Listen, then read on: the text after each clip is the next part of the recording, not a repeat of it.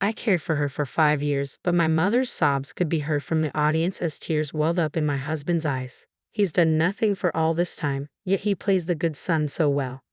I'm the only one who knows the truth. You better realize this, John. I started, playing the audio evidence that would reveal my husband's true nature. My name is Sarah. I've been married to John for 7 years now. Currently, we live as a family of 3 with my bedridden mother-in-law. 5 years ago, her illness forced her into a bedridden lifestyle.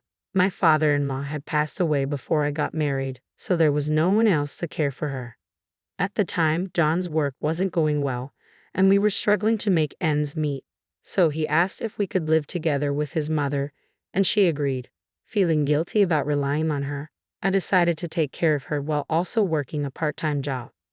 My mother-in-law seemed to feel guilty about being cared for. I continued, recounting how she often tried to reassure me. Sarah, that's enough. Please don't worry about me. I always encouraged her with a strong will, I recalled. When she said this with a troubled smile, I replied, What are you talking about? I'm indebted to you, mother-in-law. But it must be hard with both work and housework, plus taking care of me. I don't want to burden you anymore, Sarah, she insisted.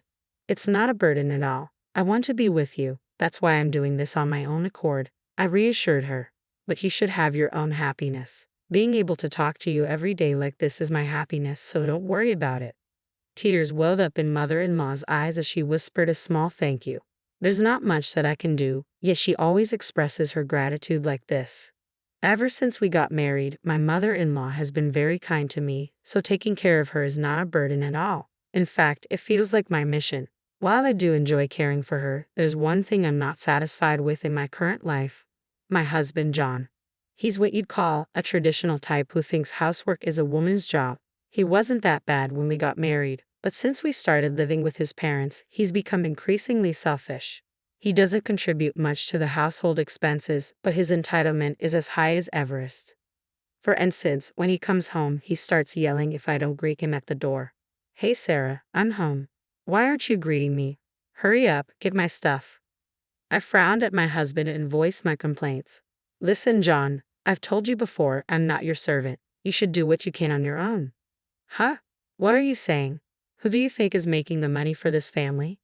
Yes, it's true that you're providing for us, but I'm also doing my part. I'm working part-time. Despite that, you speak to me like this. Shut up, your earnings are just peanuts. You can't survive without me, so don't you dare defy me. And you? You can't even contribute properly to the living expenses. The only reason we can live in this house is undoubtedly thanks to your mother. At first, I would fight back, but my husband started threatening divorce every time we quarreled. Watch yourself, Sarah. Keep this up and we'll get a divorce, got it? Please, not so loud. Your mother is in the other room. Shut it. It's all because you're so insolent. Understand this. You'd be the one in trouble if we divorced. Do you get that? Just lower your voice and don't always talk about divorce like that. Yeah, right. You would have nowhere to go if we got divorced. Besides, there's no company out there willing to hire a scrub like you full-time, Sarah. Stop talking like that. Just shut up and listen to what I'm saying. You idiot. You're so slow. Honestly, I was more than ready to divorce my husband, but when I thought of my mother-in-law, I couldn't bring myself to go through with it.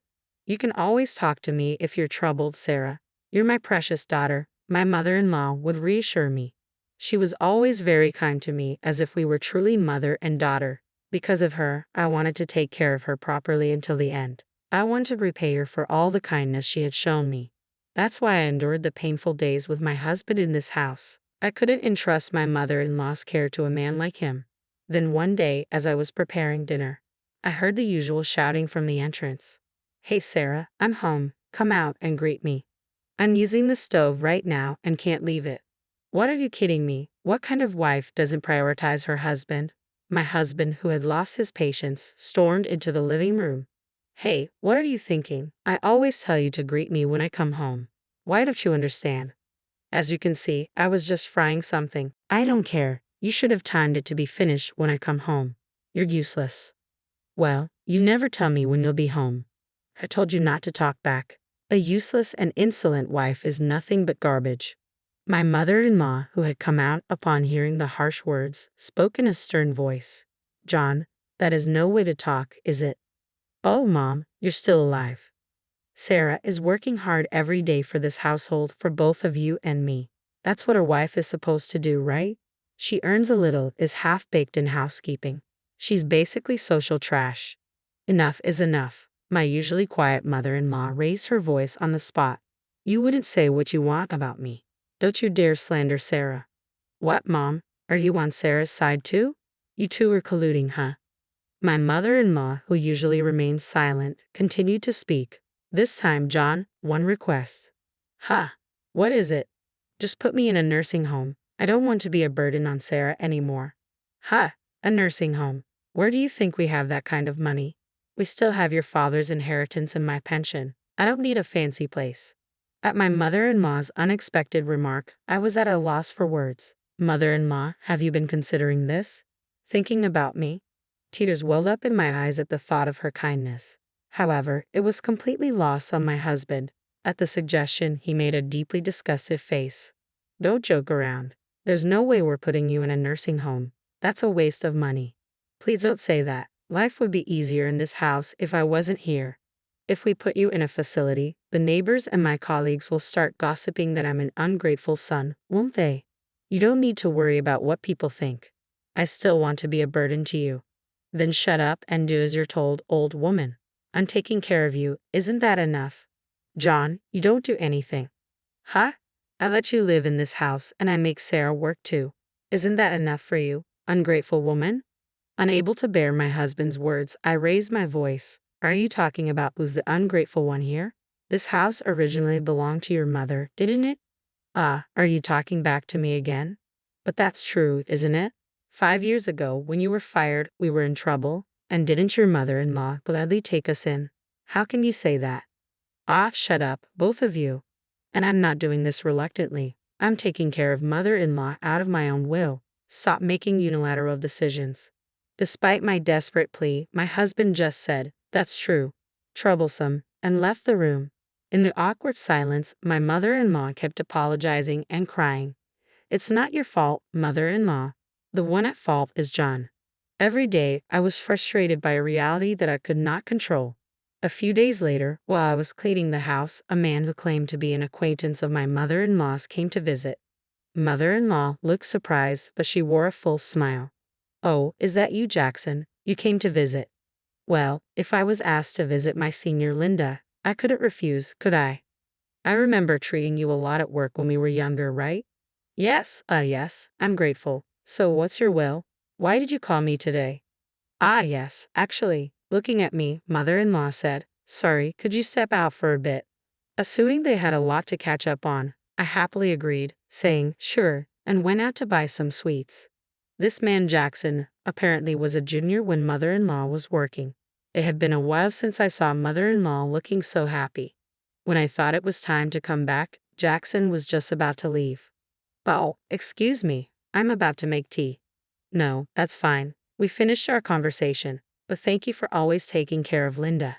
She's a benefactor to me, so it's reassuring to know that she has a daughter like you. He bowed his head to me and left. Since then, Jackson has been regularly visiting mother-in-law, and they always have a lively conversation. It was a few months later that my mother-in-law's condition worsened, and she had to be rushed to the hospital. When I urgently called my husband, he responded with disbelief. My mom's in danger. As if I care. You're there, you can handle it. But the doctor said her condition's unpredictable. Please, I need you. Ah, no way. Plus, I'm leaving for a business trip today. What now? Of all times, please try to cancel it. Are you stupid? There's no way I can do that. Handle it on your own and don't call me until I reach out first.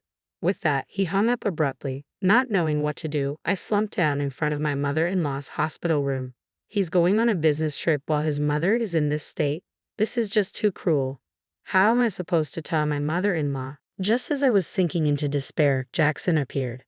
Oh, Sarah, what's wrong? Ah, Jackson. Something happened, right? Let's go to your mother-in-law's room for now. Okay. When we entered the room, my mother-in-law looked at us and struggled to speak. Jackson, you're here. So, does that mean you did what I asked? Yeah, but are you sure about this? Of course. I have to clear things up before I go, don't I? I understand. Then my mother-in-law weakly took my hand. Sarah, there's something I want you to know. What is it? My son has been withdrawing money from my account for his pension and spending it on his mistress. An affair? He's a man who treated me like a maid. I had some idea from the start, but to think he was even taking money from his mother's pension. I asked Jackson to investigate the matter. I see, so that's why my mother-in-law called Jackson to the house. Jackson, please record what I'm about to say. It will be my last will. Understood, Linda. Jackson slowly took out a voice recorder. Once he finished recording everything, he placed it in my hand. How you use this recording is up to you, Sarah. Up to me? Yes, I'm the only one who can avenge my mother-in-law. I squeezed her frail hand back with strength. The next day, my mother-in-law passed away, leaving her final revenge in my hands. On the day of the funeral, 2 days later, my mother-in-law, who had always been popular, drew a large crowd. Seeing this, my husband made an inappropriate comment. Wow, I didn't expect so many people to come. It's a great opportunity to show off my skills as chief mourner.